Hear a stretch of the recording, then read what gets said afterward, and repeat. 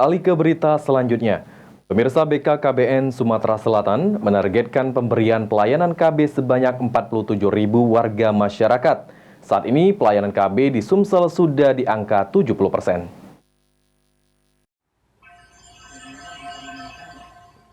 Badan Kependudukan dan Keluarga Berencana Nasional Sumatera Selatan menargetkan pemberian layanan 47.000 lebih warga Sumatera Selatan. Menurut Kepala Perwakilan BKKBN Sumsel, saat ini untuk pencapaian pelayanan peserta KB di Sumsel sudah mencapai 70%.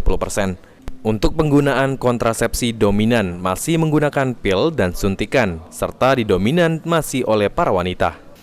Untuk itu, menurut Kepala Perwakilan BKKBN Sumatera Selatan, pihaknya terus mengajak kerjasama melakukan pelayanan serentak KB ke pemerintah dan perusahaan-perusahaan di Kabupaten Kota Sumatera Selatan yang ada fasilitas kesehatannya, serta memberikan penyuluhan kepada masyarakat untuk mencapai pemberian pelayanan KB. Peserta per KB kita sudah mencapai di angka mendekati 70%. Itu capaian kita untuk peserta KB aktifnya. Nah, yang dominan penggunaan kontrasepsinya ada di pil dan suntikan. Jadi masih dominan di penggunaan kontrasepsi itu adalah perempuan. Itu sampai saat ini. Oke, Pak. Mungkin untuk upaya kita, Pak, untuk mencapai target lebih bagus lagi, Pak, untuk penggunaan KB ini, bagaimana, Pak?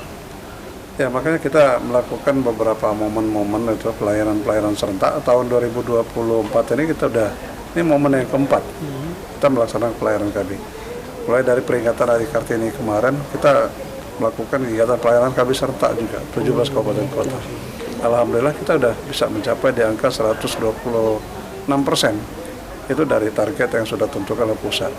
Nah, kemudian momen dalam rangka kegiatan KB perusahaan. Sementara itu, menurut PJ Gubernur Sumatera Selatan Agus Fatoni, pelayanan KB serentak ini memberikan manfaat banyak bagi akseptor, dimulai dari mengatur jarak kehamilan. Keluarga merupakan salah satu komponen utama yang berperan dalam pencegahan maupun pengurangan stunting.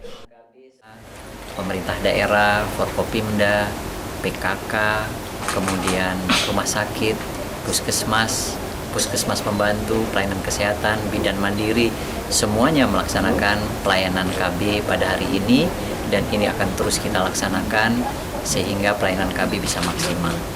Tentu pelayanan KB ini perlu kita maksimalkan agar keluarga seluruhnya bisa menjadi keluarga yang sehat, keluarga yang sejahtera, dan tentu dengan anak-anak juga yang sehat. Maka tadi kita tekankan bersama-sama. Aji Delia, PAL TV.